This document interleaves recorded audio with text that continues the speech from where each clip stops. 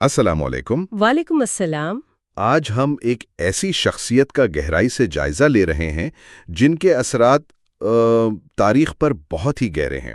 جی بالکل، ایک ایسی ہستی جن کا نام مائیکل ہارٹ نے اپنی مشہور کتاب وہ جو 162 ترین شخصیات والی ہے جی اس میں پہلے نمبر پر رکھا۔ ہاں وہی، اور وجہ بھی بڑی دلچسپ بتائی انہوں نے۔ جی وجہ یہ کہ ان کے مطلب حضرت محمد صلی اللہ علیہ وآلہ وسلم میں مذہبی اور دنیاوی یعنی سیکولر دونوں طرح کے اثرات کا ایک غیر معمولی امتزاج ملتا ہے جو تاریخ میں کمی نظر آتا ہے۔ صحیح، تو آئیے آج کی اس گفتگو میں کوشش کرتے ہیں کہ ان کی زندگی، ان کے کردار، ان کے پیغام کو تھوڑا سمجھیں۔ کہانی واقعی آپ کہہ سکتے ہیں غیر معمولی ہے۔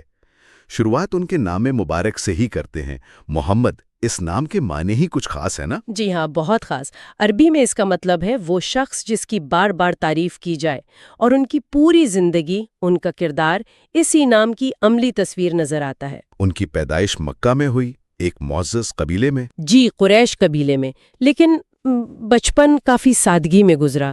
پیدائش سے پہلے والد کا انتقال ہو گیا تھا اور والدہ بھی جلدی چلی گئیں، تو یتیمی کی حالت میں پرورش ہوئی۔ تاریخ دان اکثر اسے عاجزانہ ابتدا کہتے ہیں۔ اچھا، تو ان حالات سے اٹھ کر اتنا بڑا مقام پانا؟ جی، یہ خود ان کی شخصیت کی عظمت کی دلیل ہے۔ ان کے حلیے کے بارے میں کیا روایات ملتی ہیں؟ لوگ کیسے بیان کرتے ہیں؟ جو صحابہ کرام نے بیان کیا ہے اس سے ایک بڑی پروقار اور جاذب نظر شخصیت سامنے آتی ہے۔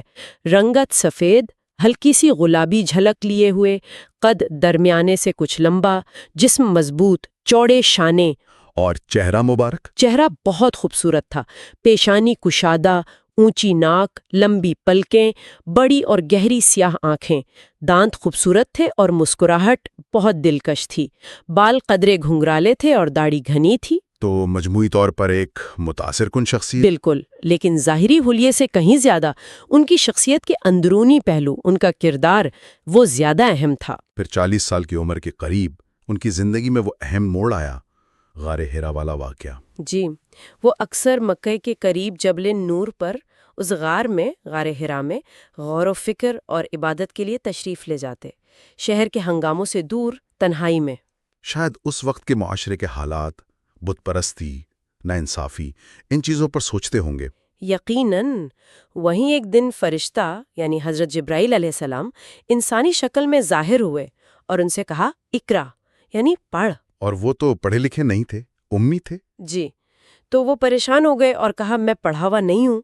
فرشتے نے انہیں 3 بار زور سے بھینچا اور ہر بار یہی کہا، اقرا۔ یہ تو بڑا شدید تجربہ ہوگا ان کے لیے۔ بہت زیادہ۔ تیسری بار چھوڑنے کے بعد فرشتے نے انہیں وہ آیات سکھائیں جو قرآن کی سب سے پہلی نازل ہونے والی آیات مانی جاتی ہیں۔ پڑھ اپنے رب کے نام سے جس نے پیدا کیا، انسان کو جمے ہوئے خون کے لوتھڑے سے پیدا کیا۔ پڑھ، اور تیرا رب بڑا کریم ہے جس نے قلم کے ذریعے سکھایا، انسان کو وہ سکھایا جو وہ نہیں جانتا تھا۔ اور اس کے بعد وہ بہت گھبرائے ہوئے گھر واپس آئے۔ جی، کانپ رہے تھے، اور اپنی اہلیہ حضرت ختیجہ رضی اللہ تعالیٰ عنہا سے کہا کہ مجھے کمبل یا چادر اوڑھا دو۔ حضرت ختیجہ کا رد عمل کیا تھا؟ وہ تو بہت سمجھدار خاتون تھی۔ انہوں نے کمال سمجھداری کا ثبوت دیا، فوراً ان کی گھبراہٹ دور کی، اور جو الفاظ انہوں نے کہے نا وہ بہت اہم ہیں۔ انہوں نے کہا، اللہ آپ کو ہرگز رسوا نہیں کرے گا، آپ تو رشتہ داروں کا خیال رکھتے ہیں، سچ بولتے ہیں، کمزوروں کا بوجھ اٹھاتے ہیں، غریبوں کی مدد کرتے ہیں، مہمان نواز ہیں اور بھلائی کے کاموں میں مدد کرتے ہیں۔ یعنی نبوت کے اعلان سے پہلے ہی ان کے کردار کی گواہی دے رہی تھی۔ بالکل۔ پھر وہ انہیں اپنے چچازاد بھائی ورقہ بن نوفل کے پاس لے گئیں۔ وہ عیسائی عالم تھے اور پرانی آسمانی کتابوں کا علم رکھتے تھے۔ اچھا، ورقہ بن نوفل کے پاس؟ جی، ورقہ نے سارا واقعہ سنا تو فوراً پہچان لیا۔ انہوں نے کہا کہ یہ تو وہی ناموس یعنی وہی لانے والا فرشتہ ہے جو حضرت موسیٰ علیہ السلام پر آتا تھا، اور انہوں نے پیش گوئی کی کہ آپ اللہ کے نبی ہوں گے، لیکن آپ کی اپنی قوم آپ کی سخت مخالفت کرے گی اور آپ کو یہاں سے نکال دے گی۔ تو یہیں سے اس عظیم مشن کا اور مشکلات کا بھی آغاز ہو گیا۔ جی بالکل۔ ان کا بنیادی پیغام کیا تھا؟ خلاصہ کیا ہے ان کی تعلیمات کا؟ بنیادی پیغام، بالکل مرکزی نقطہ، ایک خدا پر ایمان لانا تھا، یعنی اللہ پر، جو ساری کائنات کا خالق، مالک اور چلانے والا ہے، توحید جسے کہتے ہیں۔ اور اس کا عملی مطلب؟ عملی مطلب ان کے اپنے ایک قول سے واضح ہوتا ہے۔ ایک صحابی نے پوچھا کہ اسلام کے بارے میں کوئی ایسی جامع بات بتا دیں کہ پھر کسی سے پوچھنے کی ضرورت نہ رہے، تو آپ نے فرمایا، کہو میں اللہ پر ایمان لایا، پھر اس پر قائم رہو۔ یعنی صرف مان لینا کافی نہیں، اس پر ڈٹ جانا، ثابت قدم رہنا۔ بالکل، سیدھے راستے پر چلنا، اچھے کام کرنا، برائیوں سے بچنا، سچائی، ایمانداری، انصاف، رحم دلی، یہ سب اسی کا حصہ ہے۔ اور یہ پیغام کیا بالکل نیا تھا یا پچھلے انبیاء سے جڑا ہوا تھا؟ نہیں، یہ نیا نہیں تھا، یہ دراصل حضرت ابراہیم علیہ السلام کے پیغام کا ہی تسلسل تھا، جنہوں نے حضرت اسماعیل علیہ السلام کے ساتھ مل کر کعبہ بنایا تھا، صرف ایک خدا کی عبادت کے لیے۔ وہ حضرت موسیٰ علیہ السلام اور حضرت عیسیٰ علیہ السلام سمیت تمام پچھلے انبیاء کو سچا مانتے تھے اور ان کا احترام کرتے تھے۔ تو یہ ایک طرح سے تجدید تھی دین کی؟ جی، دین ابراہیمی کی تجدید اور تکمیل۔ اور قرآن پاک کو ان کا سب سے بڑا اور دائمی معجزہ سمجھا جاتا ہے۔ جی ہاں، مسلمان اسے اللہ کا کلام مانتے ہیں جو لفظ بلفظ ان پہ نازل ہوا اور آج تک 1400 سال سے زیادہ عرصے سے بغیر کسی تبدیلی کے محفوظ ہے۔ صرف الفاظ ہی نہیں، اس کی ادائیگی کا طریقہ بھی محفوظ ہے۔ جی، تجوید یعنی قرآن کو پڑھنے کا مخصوص لہجہ اور قواعد، وہ بھی نسل در نسل سینہ بہ سینہ منتقل ہوتا آیا ہے۔ یہ خود ایک غیر معمولی بات ہے۔ مکہ میں 13 سال تک تو انہوں نے یہ پیغام پہنچایا، لیکن مخالفت بہت شدید تھی۔ بہت شدید، ہر طرح کی تکلیفیں دی گئیں، تانے، جسمانی اذیتیں، سماجی بائیکاٹ۔ جب ظلم حد سے بڑھ گیا تو پھر اللہ کی طرف سے ہجرت کا حکم آیا۔ مدینہ کی طرف؟ جی، مدینہ کی طرف۔ یہ سفر بھی آسان نہیں تھا، دشمن پیچھے لگے ہوئے تھے۔ آپ صلی اللہ علیہ وسلم نے اپنے سب سے قریبی ساتھی حضرت ابوبکر صدیق رضی اللہ تعالیٰ عنہ کے ساتھ یہ سفر کیا۔ راستے میں 3 دن غار ثور میں پناہ بھی لی۔ لیکن مدینہ پہنچ کر صورتحال بدل گئی۔ جی، مدینہ کے لوگوں نے، جنہیں انصار کہا جاتا ہے، ان کا اور مکہ سے آنے والے مہاجرین کا کھلے دل سے استقبال کیا۔ وہاں ایک نئی ریاست اور معاشرے کی بنیاد رکھی گئی۔ اس نئے معاشرے کی بنیاد کیا تھی؟ سب سے پہلے تو مہاجرین اور انصار کے درمیان بھائی چارے کا رشتہ قائم کیا گیا۔ پھر مدینہ میں جو یہودی قبائل پہلے سے آباد تھے، ان کے ساتھ ایک معاہدہ کیا گیا۔ اچھا، وہ میثاق مدینہ والا معاہدہ؟ جی ہاں، میثاق مدینہ یہ ایک بڑا اہم تاریخی دستاویز ہے۔ اس میں مختلف مذاہب کے ماننے والوں کے درمیان پرامن بقائے باہمی، شہری آزادیوں، مذہبی رواداری اور مشترکہ دفاع کے اصول طے کیے گئے تھے۔ اسے کئی لوگ انسانی حقوق کا اولین چارٹر بھی کہتے ہیں۔ لیکن مکہ والوں کی دشمنی تو ختم نہیں ہوئی ہوگی نا؟ بالکل نہیں، وہ مدینہ پر حملے کی تیاریاں کرتے رہے، جس کی وجہ سے پھر دفاعی جنگیں لڑنی پڑیں، جیسے بدر کی جنگ ہوئی، احد کی جنگ ہوئی۔ یہ تو بقا کی جنگیں تھی پھر۔ جی، اپنی ریاست اور اپنے لوگوں کے تحفظ کے لیے۔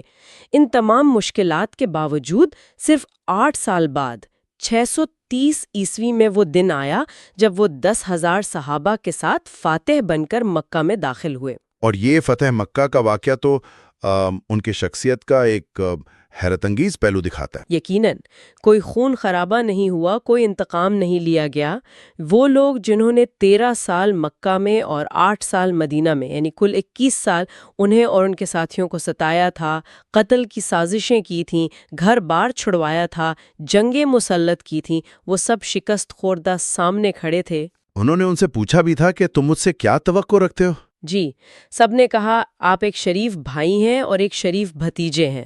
تو اس پر آپ نے وہ تاریخی جملہ کہا، جاؤ تم سب آزاد ہو، آج تم پر کوئی ملامت نہیں۔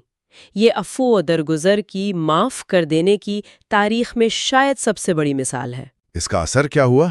اثر زبردست ہوا۔ لوگ جوک در جوک اسلام قبول کرنے لگے۔ پورے عرب سے قبائل کے وفود مدینہ آنے لگے، اور اسی دوران آپ صلی اللہ علیہ وسلم نے اس وقت کی جو بڑی طاقتیں تھیں، ایران کی ساسانی سلطنت، روم کی بائزنطینی سلطنت، مصر کا حکمران، ان سب کو خطوط لکھ کر اسلام کی دعوت دی۔ تو ان کی زندگی میں ہی اسلام عرب سے باہر پھیلنا شروع ہو گیا تھا؟ جی ہاں، ان کی قیادت اور پھر ان کے خلفاء حضرت ابو بکر رضی اللہ تعالیٰ عنہ اور حضرت عمر رضی اللہ تعالیٰ عنہ کے دور میں یہ پھیلاؤ بہت تیز ہوا۔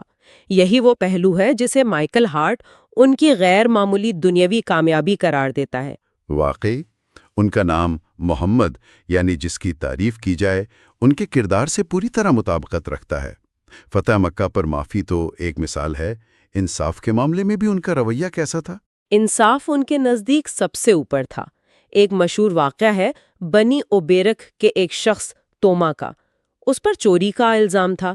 اس کے قبیلے والوں نے کوشش کی کہ الزام ایک یہودی پر ڈال دیا جائے تاکہ اپنا آدمی بچ جائے۔ اچھا، معاملہ آپ تک پہنچا۔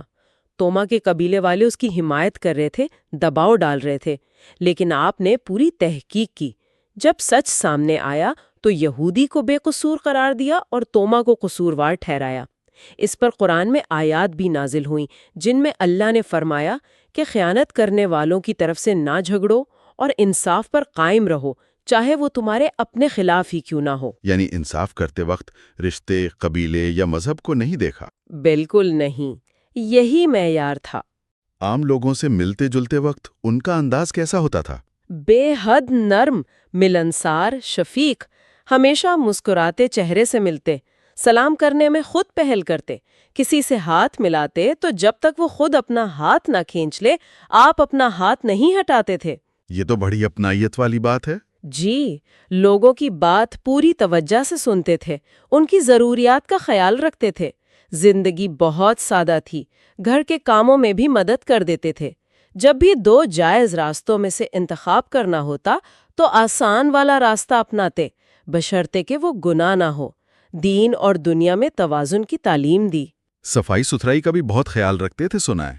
جی، ذاتی صفائی کا بہت زیادہ، خاص طور پر مسواک کا استعمال، یعنی دانت صاف کرنے کا۔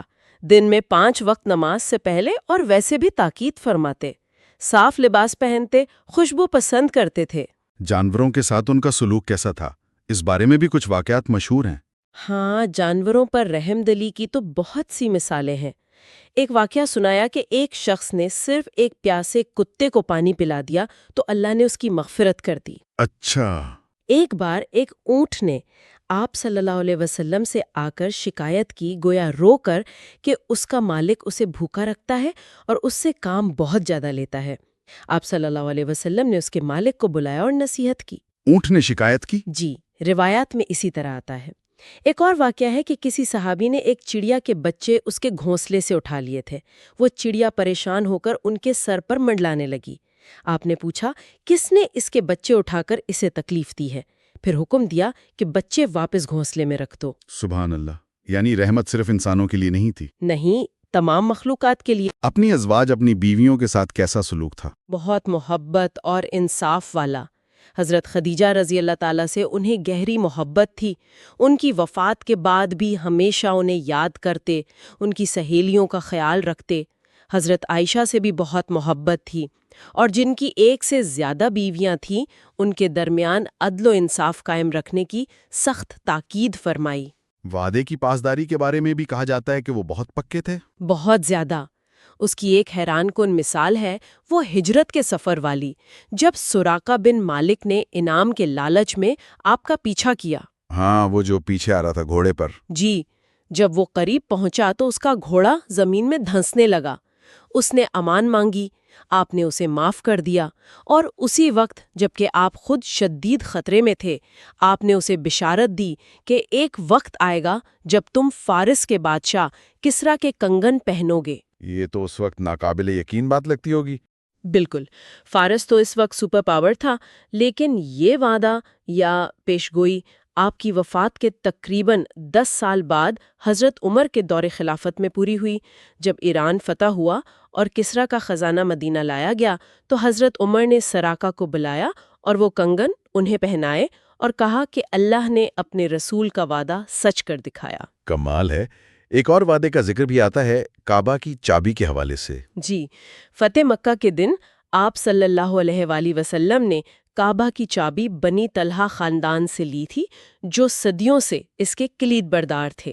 آپ صلی اللہ علیہ وآلہ وسلم کعبہ میں داخل ہوئے، پھر باہر آ کر وہ چابی اسی خاندان کے عثمان بن طلحہ کو واپس کر دی اور فرمایا کہ یہ ہمیشہ تمہارے خاندان کے پاس رہے گی، اور آج تک 1400 سال سے کعبہ کی چابی اسی خاندان کے پاس ہے۔ یہ وعدے کی پاسداری کی ایک لازوال مثال ہے۔ ان کی تعلیمات نے صرف عبادات یا ذاتی اخلاق ہی نہیں بدلے بلکہ پورے معاشرے پر گہرے اثرات ڈالے۔ انسانی حقوق پر بہت زور دیا انہوں نے۔ جی ہاں، خاص طور پر وہ جو آخری خطبہ ہے نا، حجۃ الوداع کا خطبہ، وہ تو انسانی حقوق کا ایک مکمل چارٹر ہے۔ اس میں واضح کیا کہ تمام انسان برابر ہیں، کسی عربی کو اجمی پر، گورے کو کالے پر کوئی فضیلت نہیں سوائے تقوی کے۔ جان، مال، عزت کے تحفظ کی بات کی۔ جی، فرمایا کہ تمہارا خون، تمہارا مال اور تمہاری عزت ایک دوسرے پر اسی طرح حرام ہے جیسے آج کا دن، عرفہ کا دن، اس مہینے ذوالحجہ میں، اس شہر مکہ میں، یعنی انتہائی مقدس۔ خواتین کے حقوق کے حوالے سے کیا تبدیلیاں آئیں؟ اس زمانے کے عرب معاشرے میں تو عورتوں کا مقام بہت پست تھا۔ بہت زیادہ۔ اسلام نے آ کر انہیں بہت سے حقوق دیے، وراثت میں حصہ مقرر کیا جو پہلے نہیں تھا، تعلیم کا حق دیا، نکاح میں ان کی رضامندی لازمی قرار دی، شوہر پر ان کے نان نفقے کی ذمہ داری ڈالی۔ اور یہ جو ایک سے زیادہ شادیوں کا مسئلہ ہے، دیکھیں، کثرت ازواج اسلام سے پہلے عرب میں اور دنیا کے کئی حصوں میں بغیر کسی قید و شرط کے رائج تھی۔ اسلام نے اسے ختم نہیں کیا لیکن اسے محدود کیا، زیادہ سے زیادہ 4 کی اجازت دی، اور وہ بھی انصاف کی انتہائی سخت شرط کے ساتھ۔ قرآن میں واضح کہا گیا کہ اگر تمہیں اندیشہ ہو کہ تم ایک سے زیادہ بیویوں میں انصاف نہیں کر سکو گے تو پھر ایک ہی کافی ہے۔ تو یہ ایک طرح سے اس رواج کو منظم اور مشروط کیا گیا۔ جی بالکل، اسے لگام دی اور انصاف سے جوڑ دیا۔ معاشی معاملات میں سود کو بہت سختی سے منع کیا گیا۔ ہاں، سود یعنی ربا کو تو اللہ اور اس کے رسول کے خلاف جنگ قرار دیا گیا، اور فرمایا تمہارا اصل مال تمہارا حق ہے، نہ تم ظلم کرو اور نہ تم پر ظلم کیا جائے۔ معاشی استحصال کو روکا۔ زکوٰۃ کا نظام بھی قائم کیا۔ جی، زکوٰۃ یعنی لازمی خیرات، تاکہ دولت گردش میں رہے اور معاشرے کے غریب اور ضرورت مند طبقے کی کفالت ہو۔ وراثت کے بھی واضح قوانین دیے تاکہ دولت چند ہاتھوں میں جمع نہ ہو جائے۔ یہاں تک کہ عام خیرات میں بھی اعتدال کی تاکید کی کہ اگر وارث غریب ہوں تو اپنی کل جائیداد کا 1/3 سے زیادہ وصیت نہ کرو۔ عام معاشرتی آداب و اخلاق کے بارے میں بھی بہت سی ہدایات ہیں۔ بے شمار۔ غیبت، چغلی، بدگمانی، تجسس، دوسروں کی ٹو لینا، حسد، ان سب سے منع کیا۔ اونچی آواز میں بات کرنے سے روکا۔ لوگوں کو سلام کرنے، مسکرا کر ملنے، تحفے تحائف دینے، بیمار کی عیادت کرنے، بھوکے کو کھانا کھلانے کی ترغیب دی۔ فرمایا کہ بہترین مسلمان وہ ہے جس کی زبان اور ہاتھ سے دوسرے مسلمان محفوظ رہیں۔ یہاں تک کہ ماحول کا خیال رکھنے کی بھی تعلیمات ملتی ہیں۔ جی بالکل، پانی جیسے قدرتی وسائل کو ضائع کرنے سے منع کیا۔ فرمایا کہ پانی اگر بہتی نہر کے کنارے بھی استعمال کرو تو اسراف نہ کرو۔ درخت لگانے کی بہت فضیلت بیان کی، زمین کو آباد کرنے کی ترغیب دی۔ تو یہ تو ایک مکمل ضابطہ حیات لگتا ہے۔ جی، اسلام کو ایک مکمل ضابطۂ حیات ہی کہا جاتا ہے جو زندگی کے ہر پہلو کا احاطہ کرتا ہے۔ اب واپس آتے ہیں مائیکل ہارٹ کی اس درجہ بندی پر۔ وہ انہیں تاریخ کی سب سے با اثر شخصیت کیوں مانتے ہیں؟ کیا چیز انہیں ہارٹ کی نظر میں منفرد بناتی ہے؟ ہارٹ کا جو بنیادی استدلال ہے نا، وہ یہ ہے کہ حضرت محمد صلی اللہ علیہ وآلہ وسلم تاریخ کی واحد شخصیت ہیں جو مذہبی اور سیکولر یعنی دینی اور دنیاوی دونوں میدانوں میں بے وقت انتہائی کامیاب رہے۔ اچھا، کیسے؟ دیکھیں، ایک طرف وہ دنیا کے بڑے مذاہب میں سے ایک اسلام کے بانی ہیں جس کے آج اربوں پیروکار ہیں، یہ ان کی مذہبی کامیابی ہے۔ دوسری طرف وہ ایک انتہائی کامیاب سیاسی اور عسکری رہنما تھے۔ انہوں نے منتشر عرب قبائل کو ایک قوم بنایا، ایک ریاست قائم کی اور فتوحات کا ایک ایسا سلسلہ شروع کیا جس نے دنیا کا نقشہ بدل دیا۔ یہ ان کی دنیاوی کامیابی ہے۔ تو ہارٹ کے نزدیک یہ دونوں کامیابیوں کا اکٹھا ہونا انہیں منفرد بناتا ہے؟ جی، ہارٹ کا کہنا ہے کہ تاریخ میں اور بھی عظیم مذہبی رہنما گزرے ہیں اور عظیم سیاسی اور عسکری رہنما بھی، لیکن کوئی ایک شخصیت ایسی نہیں ملتی جس میں یہ دونوں پہلو اتنی کامیابی کے ساتھ جمع ہو۔ وہ ان کی فتوحات کا موازنہ چنگیز خان کی فتوحات سے بھی کرتے ہیں۔ ہاں، وہ کہتے ہیں کہ 7ویں صدی میں جو عرب فتوحات ہوئیں، خاص طور پر آپ صلی اللہ علیہ وآلہ وسلم کے وصال کے فوراً بعد حضرت ابو بکر رضی اللہ تعالیٰ عنہ اور حضرت عمر رضی اللہ تعالیٰ عنہ کے دور میں، وہ تاریخ کی فیصلہ کن ترین فتوحات میں سے تھیں۔